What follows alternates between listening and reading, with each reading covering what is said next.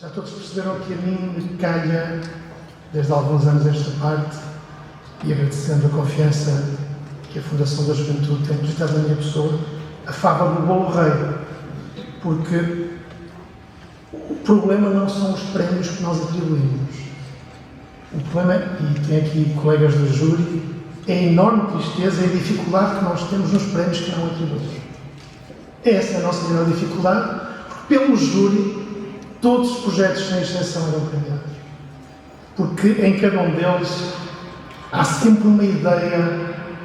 que os jovens que visitamos aqui presentes nesta Mostra Nacional de Jovens Empreendedores, entre os 15 e os 30 anos, boa idade, muitos de nós já tivemos, passamos por ela e sabemos que uma vida muito nessa altura, uma ideia sem concretização, eu não vou citar aqui o autor desta frase, porque a segunda parte eu não gosto muito, mas diria que uma ideia sem concretização é sempre algo mais triste. E, portanto, não deixem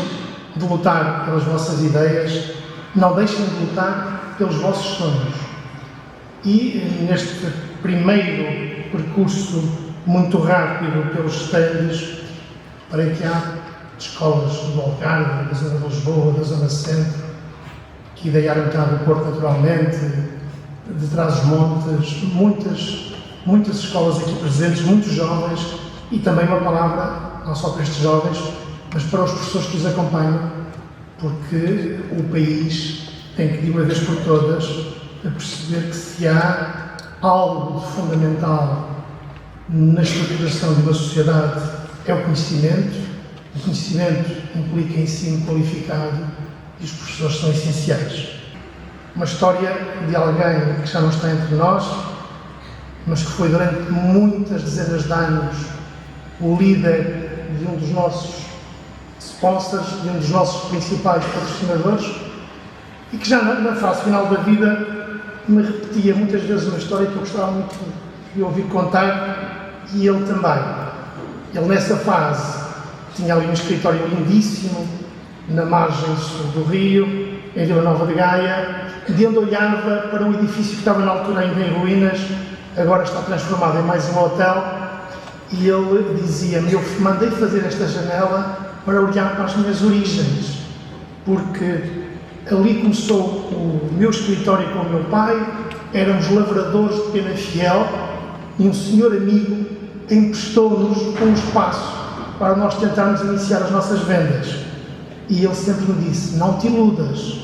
aquele lado de lá é para as grandes empresas das famílias inglesas. Ele acabou de comprar a maioria delas.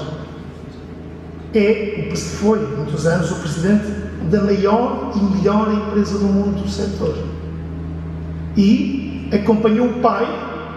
que a primeira coisa que lhe disse foi: não sonhes tão alto, não olhes para aquele lado, mantém-te deste lado, porque ali é para outros, não é para nós. E isso inspirou muito. E ele até ao fim da vida falava muito desse episódio marcante que ele teve com o pai, e há outras histórias ligadas ao senhor. O facto das suas origens,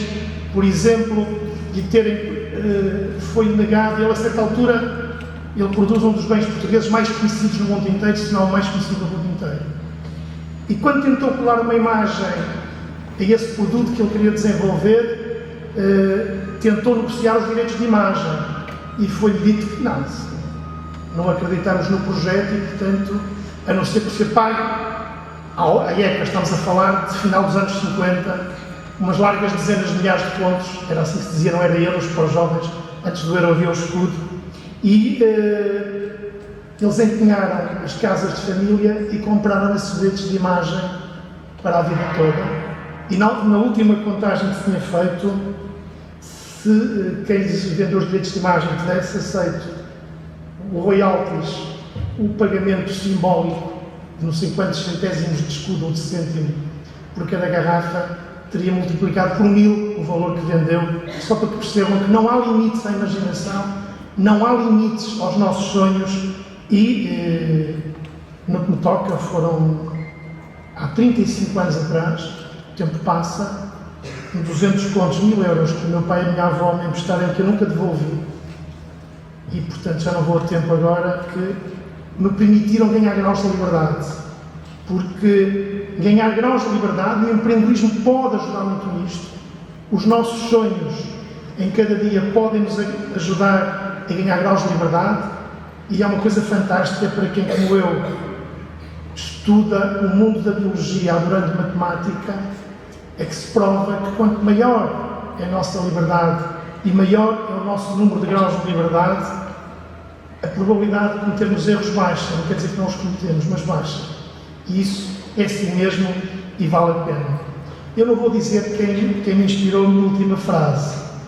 porque senão eu dividia a sala, mas é uma pessoa que eu acompanhei de perto muitos anos e que, alguns, há cerca de 43, 44 anos, disse que o impossível é algo que apenas demora um pouco mais de tempo a acontecer. E, portanto, lutem pelo impossível, lutem pelos vossos sonhos, trabalhem com alegria, porque o trabalho sem alegria é uma chatice enorme, e também com honra, com pessoas com dignidade, numa altura em que, eu dizia há pouco aqui ao Sr. Presidente da Fundação da Juventude, que começamos na sociedade, e eu começo a ficar um bocadinho preocupado, me sinto um bocado perdido. As palavras sagradas são direitos, liberdades e garantias, a palavra proibida são deveres. Mas nós temos o dever de olhar para os outros,